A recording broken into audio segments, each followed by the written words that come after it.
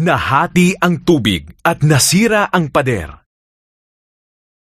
Nagpadala si Moises ng 12 espiya sa lupang pangako. 10 sa kanila ang nagsabi, "Hindi natin matatalo ang mga tao roon!" Ngunit sagot ni Josue at ni Caleb, "Sa tulong ng Diyos, makakaya natin!"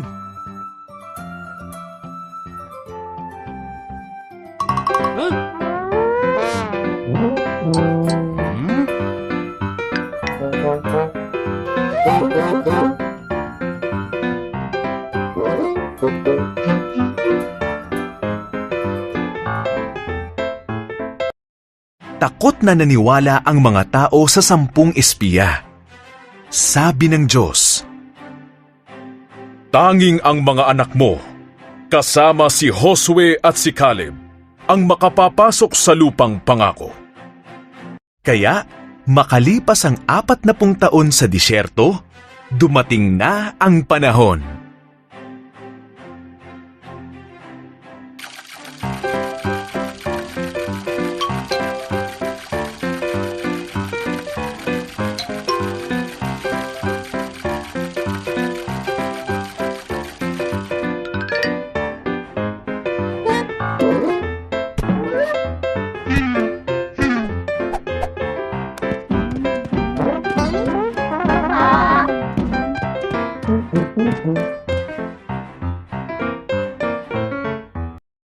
Nagpadala si Josue ng 2 espiya sa Jericho.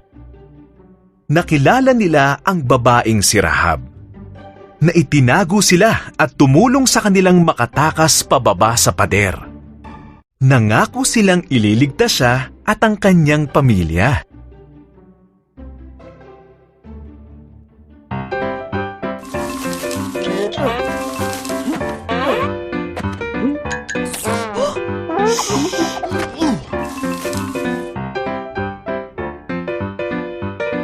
Tumawid sa Ilog Jordan ang mga Israelita.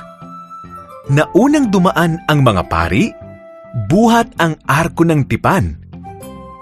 Nang tumungtong ang mga paa nila sa ilog, tumigil ang pagdaloy ng tubig. Lahat ay nakatawid sa tuyong daan.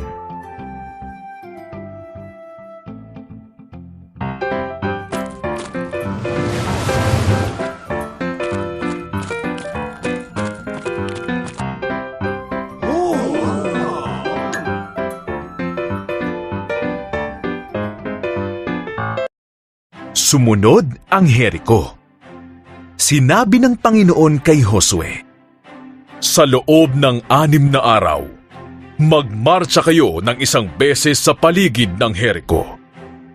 At sa 7 araw, magmarcha kayo sa paligid nito ng 7 beses. Hipan ninyo ang mga trumpeta. Sumigaw kayo! Babagsak ang mga pader nito."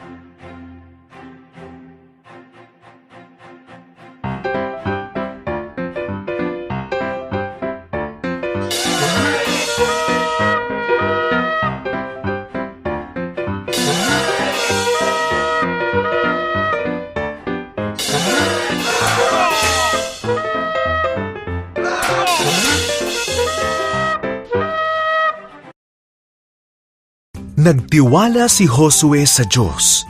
Ginawa niya ang sinabi ng Panginoon. At bumagsak nga ang mga pader. Sinakop nila ang syudad. Nailigtas si Rahab. Nagsimulang sakupin ng mga tao ng Diyos ang lupang pangako.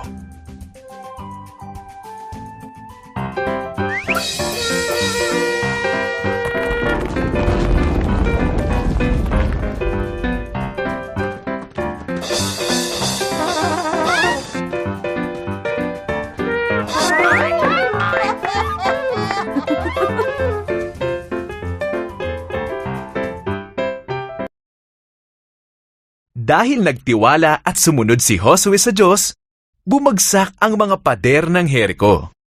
Tama o mali?